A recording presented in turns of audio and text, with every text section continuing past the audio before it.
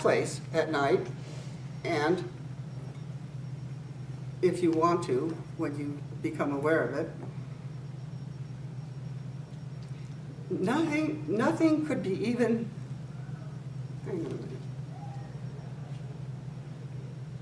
a minute. This is hard to, focused awareness is what gives rise to your belief that the world has objects in it, and those objects are real and true and important. Unfocused anything is what gives rise to the observation deeply within you that something relaxing, magnificent, which is deep sleep, is present. The fact that what you call deep sleep is present is an immensely important clue to the truth of what you're looking for. Do you understand that? Can you touch upon that at all? That it's that unknowable, unspeakable, yet always sought for. You know, you probably seek for a good night's sleep often more than you do what you call the knowledge of God. But they're the same thing. They're the same thing. They're the very same thing. They're the very same thing. Every moment, that which you call God or whatever you call it is ever and always present as that which is, you've heard this endlessly, which is that upon which everything is seen. Everything is felt. Everything is smelled. It's that. You know, you hear it as the screen, you know, like the screen of a movie. But it's not like the screen of a movie. And let's tell ourselves it's not like a screen of a movie, because a screen of a movie is flat and has edges, right? And that's not what this is. It's not flat and it doesn't have edges. And it is immense, beyond it, you know, no words. There, you know, here we go. There are no words. And that's what you forget. And all you remember is the sliver. And the sliver comes, so all of you, slivers, myself included, all of us slivers run around trying to get other slithers to do it our way, or try to get ourselves to do it our way, the way we want it to be, and so forth. All this energy, all the time, ever surrounding us in endless magnificence, is the relaxation into, hey, let it happen. Why?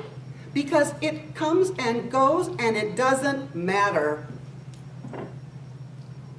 It doesn't matter, because what matters is the infinite, magnificent beingness of being. That's what matters. And we get all tied up in our storylines. And then our storylines go over on each other. And we choke each other, you know, with our storylines. And all of this, when around us, so what is this all about? Remembering, not even as all I remember, because I don't know if that would ever get you anywhere, but the sense that in every moment what you're looking for is what you've already experiencing. Absolutely in its raw self, in its rawness, in its unspeakable presence. If you can see, it's not the eyeballs, thank heavens. It's not the eyeballs.